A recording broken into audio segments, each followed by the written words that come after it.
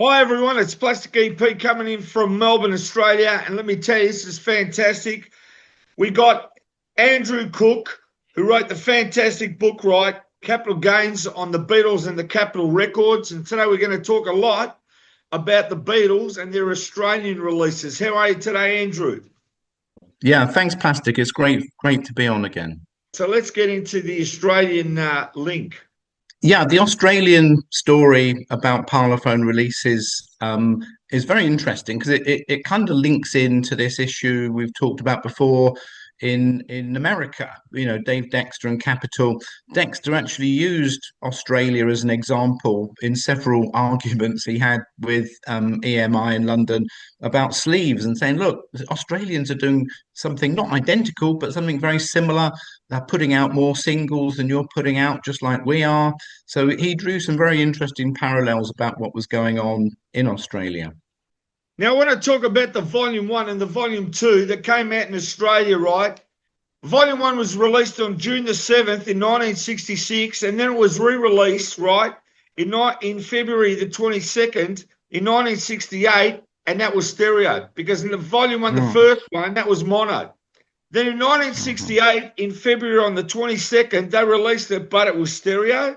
Now, the Volume 2 came out in February the 16th, 1967. In 1973, EMI released a special anniversary record, right? It was those two albums with a new cover, and this is the cover here.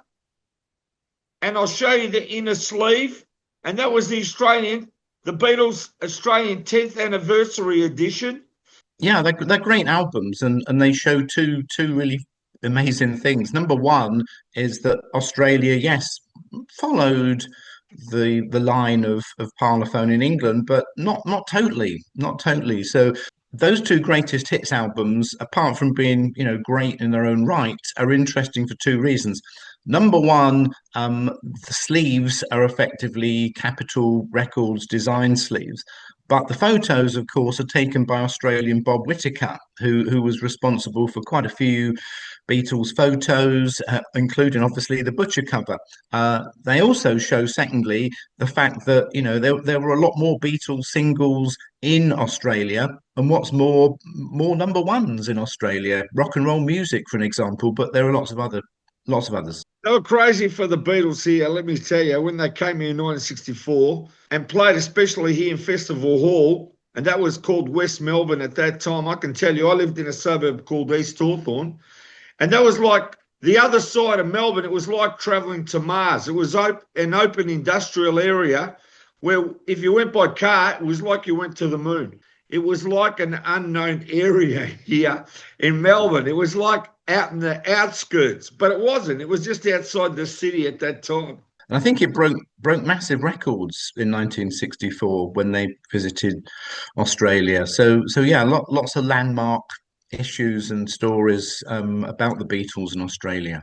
When they arrived here in Melbourne at Essendon Airport, they arrived. That was the only airport we had.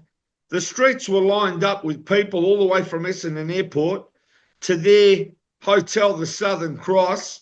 And that was the only time, right, where Ringo joined the Beatles on the Australian tour. So there was five Beatles.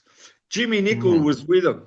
That's right, and you mentioned as well about the festival hall, and apparently I've heard it. There's a great, almost official recording of that, and a lot of people are saying, well, one day it really needs to go out. Whether it will be released in Australia or released somewhere else, I don't know, but it's as good as, if not better, in some ways than the Hollywood Bowl recording. So that's a really excellent concert that was recorded officially, not some bootleg or somebody holding up a mic in the audience or whatever. I just got to say what happened there. Channel 9 here in Melbourne, they filmed it and it was called The Beatles Sing for Shell because Shell, the Mm, petrol company, was sponsoring that show. And also got to tell you, everyone there, go to YouTube and there's actually a HD version.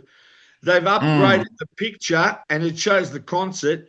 Of course, there's songs missing, like I saw us standing there. They cut it up and that never made it and it disappeared. So mm, there's certain songs that didn't make the mm. show. Yeah, it's a little bit like the Shea Stadium film. That was filmed very professionally, but again, when it went through editing, a number of songs were cut off. It was shortened down. So it sounds very very similar kind of production, doesn't it? These albums and the records in Australia, as I say, are very landmark releases because they do actually, I think, get the best of both worlds. They're following, mirroring what's happening in terms of the parlophone releases, but they're also not scared in the slightest to deviate from that. Say, look, there's a market here in Australia for more records, more singles, more albums. So we're just really putting an Australian sort of leaning on the releases. So I think Australia, the releases there steer a nice sort of middle course between what's going on in the UK and what's going on capital in America. And I think that's why they're very collectible. I mean, I know a lot of people in Britain who collect Australian records, but Australian Beatles records. The Beatles song sheets, you can find some Australian ones where they got very creative here in Australia and did their own Mm, covers. That's what makes it even more unique. But I got to tell you, yeah, we couldn't always manufacture the masters that we got from the UK because, for example, the Magical Mystery Tour double EP, I went and I bought that because that couldn't be manufactured here. So they mm, imported that here at the time, and I've got a copy, and it's never been played. Both records have never been mm. played. But I mean, Australian records generally. I mean, you look at the Rolling Stones, you look at all kinds of artists that broke through in Australia in the 60s. Their catalogues are very carefully coordinated, very well presented. So, and again, the gigs on TV, you wouldn't see that in England. So I think in a way, Australia is a bit of a trailblazer when it comes to a lot of these things. Yeah. Well, Blondie's one. They broke it here Mm, first. ABBA broke it here first in Australia. But I'm saying, when we talk about the Beatles, they still love the Beatles from the 60s here because they left yes. Yes. they met, they left an impression here on our culture. You know, Mm. out here waiting for days and days to get tickets to go and see the live show. And when they left, the Beatles never returned, but they left their mark here forever on young people and the culture and the music. I think that's true, and equally, it's a double-edged sword as well because I think one of the reasons possibly Australia was so good at breaking bans is because of, again, it's this kind of balance between Britain and America. Commercial radio, which we didn't have legal commercial radio in Britain during the 1960s. You'll know all about Radio Caroline, Radio London, Radio City, the so-called pirate radio stations. But it's amazing how many of the DJs were actually Australian. And they came over to Britain, already well known probably in Australia, did a stint in England, went back to Australia when the government, banned them basically in 1967 in Britain. So, there is that innovation streak, if you like, I think, not just in Australia, Australian culture generally, but in terms of, breaking bans, promoting bans, and so on and so forth. So, I think that's why a lot of people find it, particularly interesting as a subject. Our biggest export were the Seekers. So the Seekers went Yes, over yeah. to the UK, Abbey Road, and recorded songs like Mm, Georgie Girl, The Carnival is mm, Over. So many songs that are really, truly Australian mm, sounding, and they were the most professionals, right? And they were actually mm, our international artists to the world. Then along mm. came, let's say, the Easy Beats with Friday on My Mind. I'm just saying two standouts that at that Yeah. particular time were on the charts and right up on the charts. Absolutely, and both the Seekers and the Easy Beats were bands, groups, performers, if you like, who were very, very heavily promoted on pirate radio in Britain in the 60s. And as I say, there was more than a fair share of Australian DJs. But yeah, they were incredible groups that, made it in Britain. And the number of hits they had in a 2, 3, 4 year period was quite phenomenal. Of course, the Seekers kind of go on to become the new Seekers in the early 1970s, mid 1970s, and that kind of spills over to America as well. So yeah, it's a fascinating story. Olivia Newton-John, right, one of our greatest exports, and she made it so big in the US with Greece and mm, all her songs, all her albums. She just carried the torch for so many other Australians that broke through. Because I got to tell you, to make it big, Australians had to make it first. They thought, we make it in Australia, then where do we go? Well, the mm, obvious thing was to go where the Beatles were, and that's the UK, and to record in Abbey Road. mm. There wasn't too many Yeah. people going out to America to break it in the States at that time. They felt they had Mm, to mm. go to the motherland, the homeland, the UK. That's what it was then. Absolutely, and you look at, like, like the EMI Columbia label. They were the folk who signed up the Seekers in the UK. But as I say, even today, I remember, lots of people still remember those Seekers hits. They were landmark records, and people still sort of hum them and sing them even today. So yeah, and say the Easy Beats. A lot of people said the Easy Beats. That's Australia's Beatles, and they did lots of gigs in this country, in the UK. I want everyone to go out there and buy your book, Capital Gains, because I'm telling you, the first interview that we did, I've had so much feedback, emails, people telling me what a fascinating subject about the Capitol Records and the Beatles, because no one's touched on this subject or written a book about it so in depth than yourself. And my understanding is after our first interview, and I want people to go and see that, well, the Beatles were happy to go along with things in the US, even though they may not have liked it, because it was a cash cow. They were turning over the dollars and giving it to them. And I must say, does anybody know what sort of amounts were going through NEMS and to the Beatles from the Capital deal? I think basically, as you rightly say, an incredible amount of money was generated, by Capital for the Beatles, because of the fact that in the 1960s, certainly in the UK, but other countries as well, high taxes were a fact of life in the mid late 1960s. A lot of the money that was generated in the States, I wouldn't go so far as to say disappears, but the stadium tours, a lot of those were paid for in cash. That literally the promoter and Brad Epstein was sidled off to a little office before the gig started, and they would hand over hundreds of thousands of dollars in cash.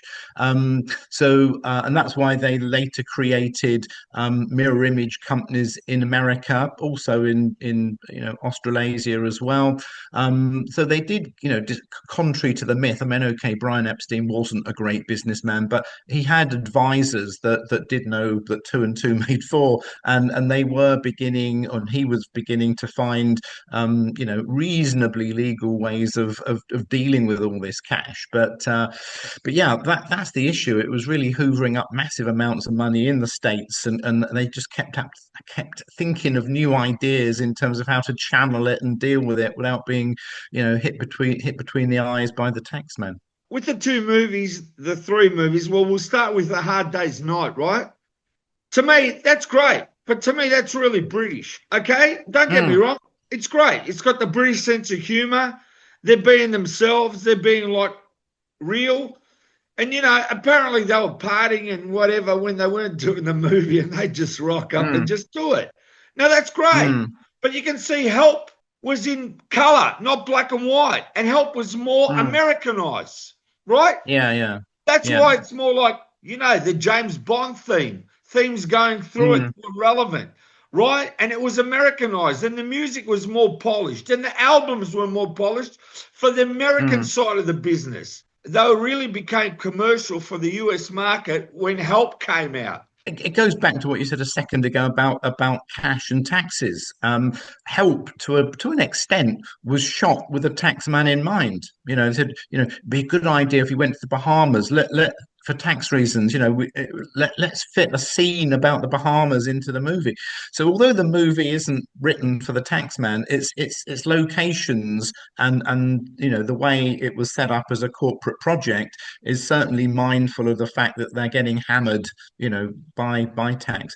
And of course, you're right as well about Hard Day's Night, it's a totally different film. United Artists, who obviously both of those movies, actually thought that Hard Day's Night was going to be a total flop. All they were really interested in was getting their hands on the soundtrack. They weren't bothered about anything else, and it was a very low budget movie. But interestingly, it's now rated as one of the best movies made in that particular era. And it's a great film. It was people who were making it didn't actually think it was going to be a success, but perhaps because of that, the offhand innovative way they made it a massive hit. Again, it's like the records. Some people love Hard Day's Night but don't really like Help. Some people love both movies. But I think some people say, well, by the time you get to Help, it's a little bit more formula. It doesn't really have that kind of cutting edge that A Hard Day's Night does. But again, it's like the sleeves, it's like the albums, it's like the mixing. It's all down to personal taste, isn't it? You also got to say with Yellow Submarine, there's nothing to me that's more exquisite art wise than that movie. It was Mm, before its time, and you watch it today, and it's like something they can't make now. I'm serious. The way they did mm, their technology and what they did is you can see how much work they put into it. These people that were artists, companies of artists that did this work, and they were pioneers. And it mm. shows in Yellow Submarine. I also want to say about Let It Be. Let It Be, I want everyone to go to Disney Plus and see the remastered, and the sound has been remastered as well on the Let It Be. It's an unbelievable movie. And as I said, now let's celebrate that movie because it's basically unbelievable now. And at the time when it came out, of course, it was a bit harder then because the Beatles are imploding and splitting and things like that. But now we can sit back, relax, and see the new version, new color, new audio, right, remastered, and it's just out of this world. We want everyone to go and see it on Disney Plus. It's great because it's bringing to the fore almost like re-listening to these things. The originals, no disrespect to them, but obviously the technology of the 60s very different to the technology of the 21st century, and with a lot of these new record releases as well, we're now able to hear them in a much clearer, defined way. It's like now and then. All of these things benefit from the technology. Yellow Submarine, another example of something that actually turned out to be excellent, but originally was just intended as a way to get out of that United Artists contract. The Beatles decided after Help that they looked at a few other movies in 66 movie ideas, and some of that's discussed in the Capital Gains book, by the way. But I think they'd really had their fill of the kind of Help type movie by 66. So Yellow Submarine again was an innovative way of kind of getting someone else to make the movie for you. And Let It Be started off as an album project. It later evolved into a movie. But again, that's Alan Klein. He saw the opportunity there, said this would make a great movie. Now, I want to talk about Magical Mystery Tour because people have to understand the Beatles wanted to do their own movie. So they did the soundtrack Magical Mystery Tour, and the idea was they're going to do a film. Now, they lost Brian and they went on and made the film. So it's the Beatles being the Beatles without Brian. So, I mean, when you look at it and what it is, it's like they're making their own movie. It's not a home movie. I don't class it as a home movie, but it's like you're going on a trip, a bus tour, and they don't even know where they're going. Like Hmm. they just did it. You know what I mean? Let's do it. And they just did it. And the characters they came up with and the things that they did and the scenes that they did, it's got everything in there. It's got Yeah. comedy, it's got drama. What is it hasn't got? It was ahead of its time, and I think a lot of people who saw it in the UK Christmas 1967 were really just thinking, oh, it's a hard day's night or it's Help. And plus the fact, as I say, back in the backward UK, we still had black and white TV at the time. And if you look at Magical Mystery Tour in black and white and you look at it in colour, it's literally two different movies. It's not particularly exciting in black and white. But again, as you say, it was just they were off the lead. There was no more touring. They had a lot more free time to express themselves, do what they wanted to do, and that's what they wanted to do. I think a lot of people look at it in the wrong prism, as it were, as oh, it's like some Hollywood movie, and say, oh, it's a load of old rubbish. But that's not what they're trying to do. You know, as you say, it's basically their concept of what they wanted to do film wise. Obviously, the Americans didn't even put it out in '67. They took one look at it and said, "No, it's never going to work with a US audience." It was shown in America years later, but of course, it threw up some amazing music as well. So you know, it's another milestone, if you like, that it was and is ahead of its time. And I also want to talk about King Features that put out Yellow Submarine, but not only that, they put out the Beatle cartoons in 1965, and they had Mm, 51% of the market, which was unheard of. Now, the Beatles mm, saw the cartoons and they made a deal that, and it wasn't showing the Beatle cartoons until the 1990s, believe it or not. They didn't want it shown in the mm, UK. So you can see two mm. totally different audiences. Oh, definitely, and as I say, it's a little known phenomena. I mean, people in the States knew all about it, but it was never shown in the UK. The Yellow Submarine idea came out of that series. You know, that it was being looked at and thought, well, hold on a minute, this is very successful. Why don't we just use the concepts and make a movie? But obviously, you know, production values up, the amount of investment in it, the way it's made, the professionalism was on a different level. So I think that's right. Yeah, that's where the idea came from, and it was only later. Certainly, I remember seeing it in the UK, perhaps mid late '70s, even early '80s. So it took its time coming to the UK. Now, do you know what I like? The younger generation come up, new Beatle fans, and they're coming up all the time. The stuff we're talking about, they got no idea. So this is why when Mm, they watch interviews like this and in time to come, they get educated about things that not everybody knows. Not everybody knows absolutely. everything about the Beatles. And it goes on Mm, forever and ever. You can't stop learning about the Beatles. And I was just saying, the amount of Beatle books that are coming out daily and weekly is phenomenal. I can't keep mm. up with it. And it doesn't Yeah, stop. How many yeah, people are writing Beatle books? It's done my head in. Oh, and I'll tell you that's why. And this is funny. My allowance stopped in the 60s. I need to own a bank to be able to keep up with everything that's been released to be able to buy it. And yeah, the yeah. Anthology Force coming out. That's it. Yeah, I mean, Anthology 4 is a great example of where you know, because it's UMG now, not EMI, but UMG are thinking about the future, you know, about the new generations of, you know, people who are getting into the Beatles. So there's always this debate between, oh, you know, catering to the old 60s, 70s fans and trying to cater to the new market. And that's why I think, you know, Anthology 4 has come out and people said, oh, there's not any new stuff on it, or you know, what they would regard as new. But that's not the point. It's looking at what the new folk want as well. But but yeah, I think it all contributes to this kind of overall thing. And yeah, the books. I mean, you know, it used to be said that you know JFK books, assassination books, Agatha Christie, all the rest of it, but they've been left way behind now. I mean, the number of Beatle books that are coming out on a monthly basis, let alone an annual basis, is incredible. And I think it just feeds into this narrative about you know the Beatles and never go away. You know, and there's generation after generation discover the Beatles themselves, and it just ripples out even further.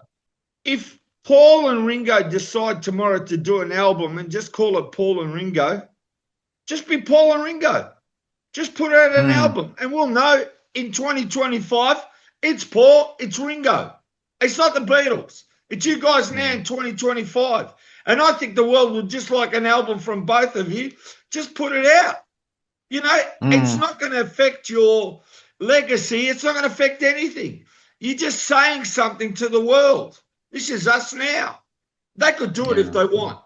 Yeah, as you say, there are lots of possibilities. I mean, even back in 1971, I think it was, John Lennon said, if people need the Beatles so much, just take all the solo albums, record them on your reel to reel, and make your own album, kind of thing. Of course, with Spotify, you can now basically do what John Lennon said in 1971, make your own Beatles album. Get the solo tracks and weave them together however you like. But that's the thing, isn't it? These days, we've got so much more personal ability to live the Beatles as we want to, as opposed to what was served up in a very regimented way in the 60s and 70s. Yeah, and the amazing thing is, if you want to make your own CDs for home use only, you're not selling them, you can. You just get the MP3s, put them together, and hear them as you like. Make these playlists on these musical internet sites and just make your own Yeah. playlists. I love MP3s because I don't have to carry anything. Going back to the Hmm. 60s, when you were small, the albums were bigger than your head. At 8 years old, Hmm. the albums were huge. And we've gone Yeah, from yeah. albums, then we went to CDs, then they've gone back to albums, and we got MP3s, different quality MP3s. Now, Andrew, Yeah. I just want you to tell everyone where they can get your fantastic book, Capital Gains. They can pre order it now. What's the release date, and where can they start purchasing it, making their orders?